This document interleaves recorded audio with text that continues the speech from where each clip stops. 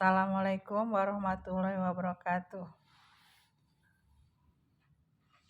Perkenalkan, nama saya Siti Rahmini, guru ekonomi kelas 11 IPS. Adapun bahasan yang akan saya berikan yaitu tentang APBN atau Anggaran Pendapatan dan Belanja Negara. Yang pertama, pengertian APBN.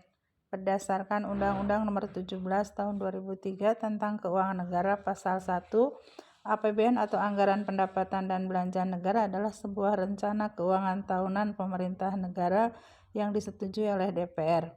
Rencana keuangan ini ditetapkan setiap tahun yang dilaksanakan secara terbuka dan bertanggung jawab demi kemakmuran rakyat.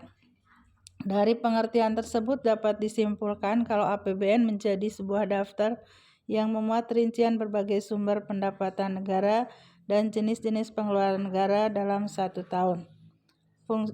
Fungsi APBN terdiri atas 1. Fungsi alokasi, 2. Fungsi distribusi, 3. Fungsi stabilisasi, 4. Fungsi otorisasi, 5. Fungsi perencanaan, dan 6. Fungsi pengawasan.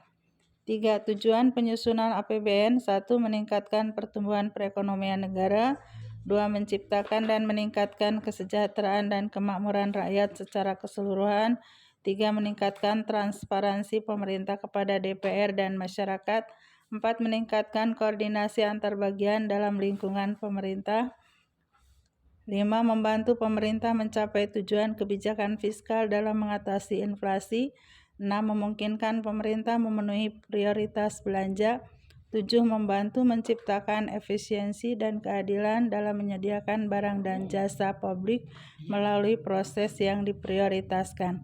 4. Komponen APBN. 1. Penerimaan negara. Semua pendapatan yang sumbernya berasal dari penerimaan pajak, penerimaan bukan pajak, serta penerimaan hibah dari dalam dan luar negeri selama tahun anggaran yang bersangkutan. 2. Belanja negara, yaitu seluruh pembelanjaan yang dilakukan oleh negara dalam rangka melaksanakan fungsinya sebagai fungsi alokasi, distribusi, dan stabilisasi. 3. Pembiayaan, yaitu komponen yang digunakan untuk mengatasi surplus atau defisit anggaran. 5. Mekanisme penyusunan APBN. 1. Tahap penyiapan dan penyusunan. Rencana APBN atau RAPBN yang dibuat oleh pemerintah dalam bentuk nota keuangan negara. 2. Presiden menyampaikan RAPBN kepada DPR.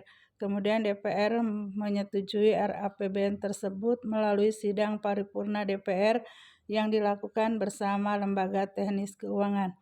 3. Apabila RAPBN disetujui, statusnya berubah menjadi APBN. Sebaliknya, jika RAPBN ditolak, pemerintah harus melaksanakan APBN tahun sebelumnya tanpa adanya perubahan. 4. Kalau APBN sudah disetujui, dokumen pelaksanaan APBN harus disahkan oleh Menteri Keuangan serta diperkuat dengan keputusan Presiden tentang pelaksanaan APBN. 5. Pelaksanaan APBN akan diawasi oleh Badan Pemeriksa Keuangan atau BPK. Hasil pengawasan tersebut akan dilaporkan kepada DPR. 6. Pertanggungjawaban pelaksanaan APBN biasanya dilakukan saat waktu pelaksanaan APBN dalam 1 tahun telah selesai. Sekian bahasan tentang APBN. Wabillahi taufik wal hidayah. Wassalamualaikum warahmatullahi wabarakatuh.